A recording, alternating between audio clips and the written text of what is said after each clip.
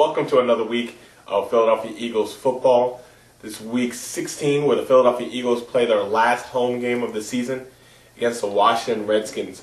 Now, it seems like it's been forever since the Eagles played on a Thursday night against Cincinnati. That was just, I don't even know how to explain it. Culmination of what our season actually has been, the potential of a season where we hung in pretty good. I mean, Cincinnati jumped out to a 10-0 lead, and then we came firing back, and then leading 13-10, and it looked like we're going to lead a nice, solid, conservative, offensive and defensive game to a victory against a team that's fighting for playoffs. And then everything just falls right apart and just get blown out by errors, just dumb errors. The team puts up a lot of points against us, a lot of empty points, but points that count when you decide who wins and loses the game. And then by the time at the end of the game, you look up and the score is ridiculous, which has pretty much been our entire season. Now, of course, positives to take out is, number one, Nick Foles' play, which is really great. I really feel good about Nick Foles being the part of our future. You take apart, the defense. Look at Brandon Graham. He looked like a huge bust for a long, long time.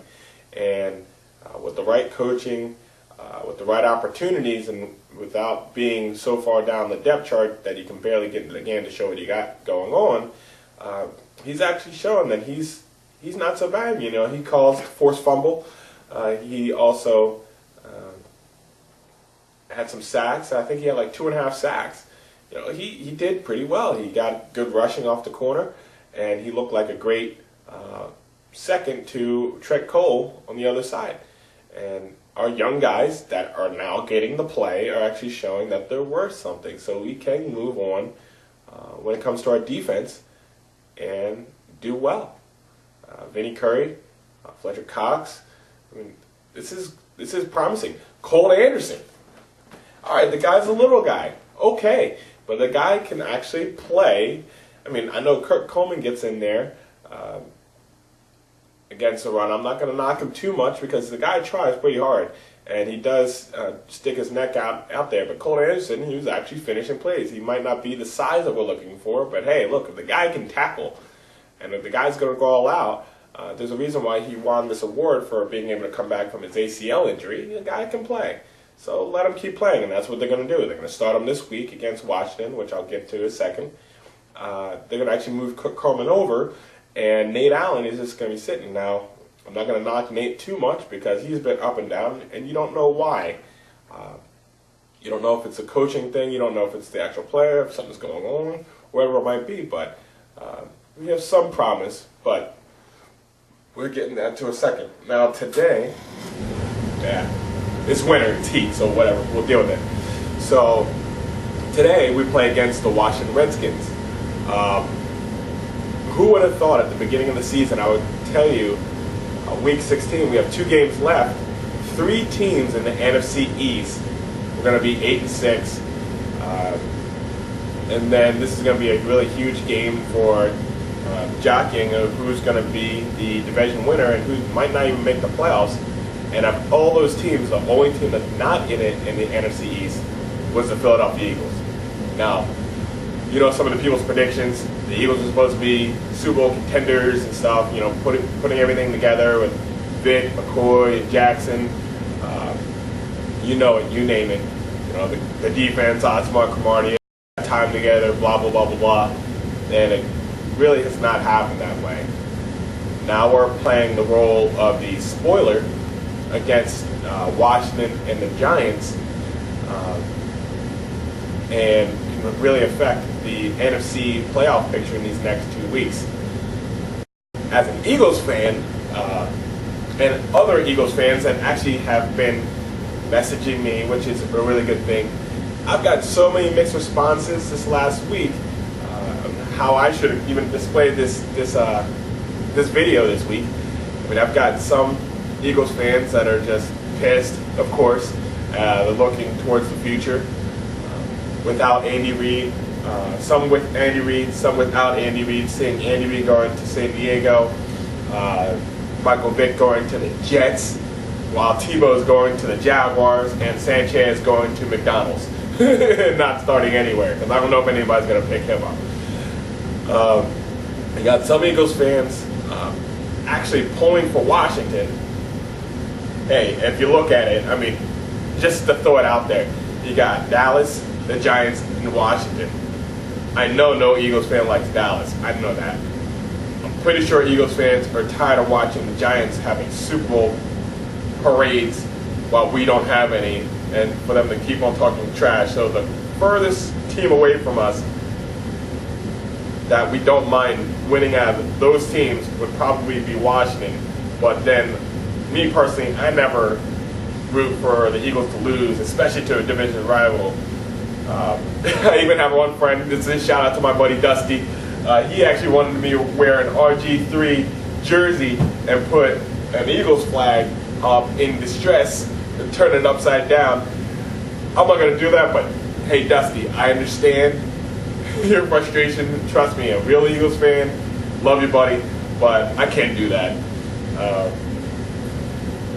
And then, you know, we got some Giants fans that are messaging me saying, go Giants, go Eagles, come on, be watching. I got some Dallas fans. Except for, we got some good Dallas fans, some guys messaging me on there.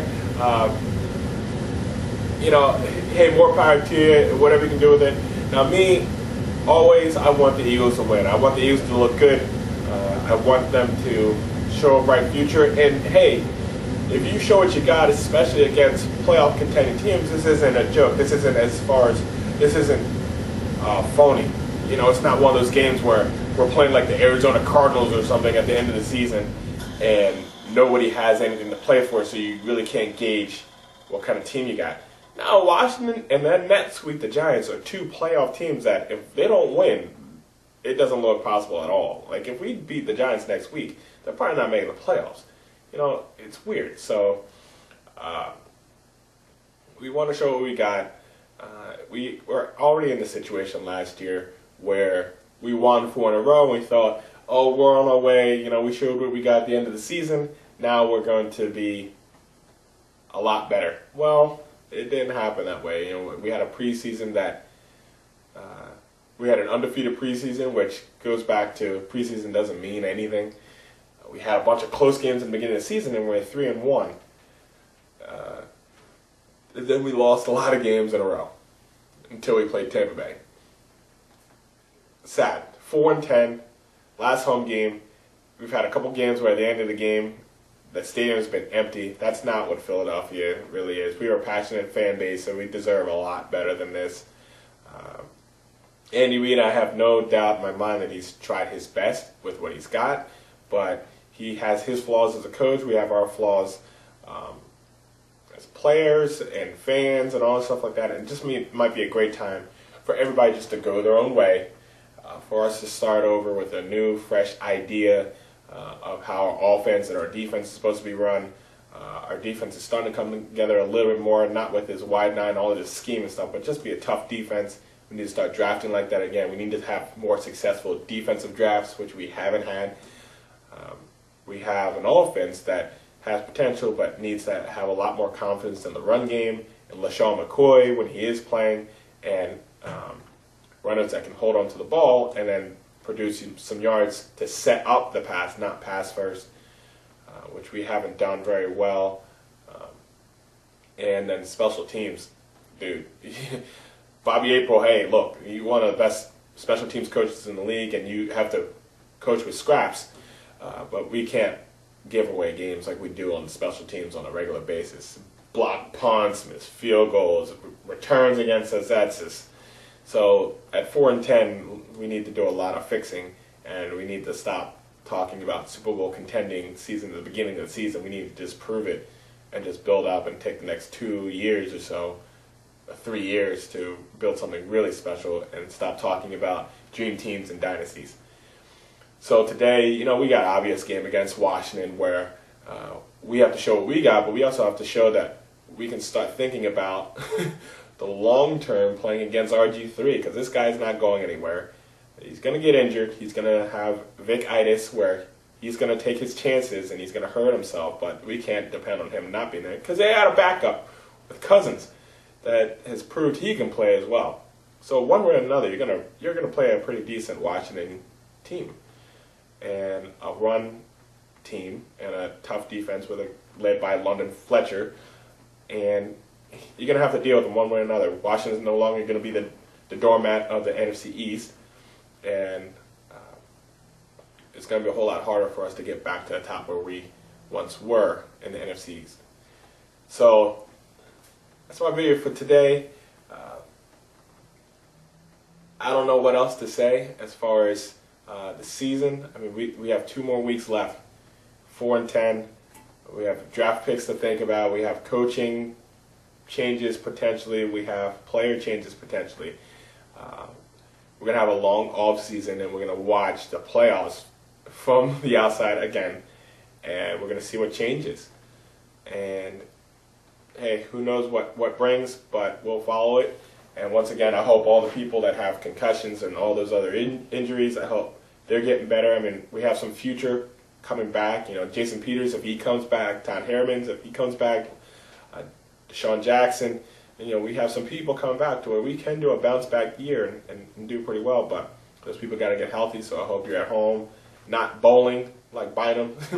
We have time to sit and think.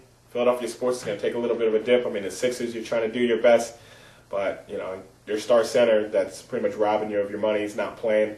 The Phillies are trying to make some moves to make some final runs, a year or 2 run. The Flyers aren't even playing, so this is a quiet time in Philadelphia. So the Eagles, I mean, you're playing for pride, and you're going to have to make some changes because the city's there for the taking. The Phillies are going to try to do their best. You got to do better than this, Eagles. And you got to show what you got. So let's do it for today. It's going to go Eagles, of course, and go Birds, man. Let's do it one more time at home, and then beat the Giants away. But let's take care of RG3 today. Go Birds. Fly.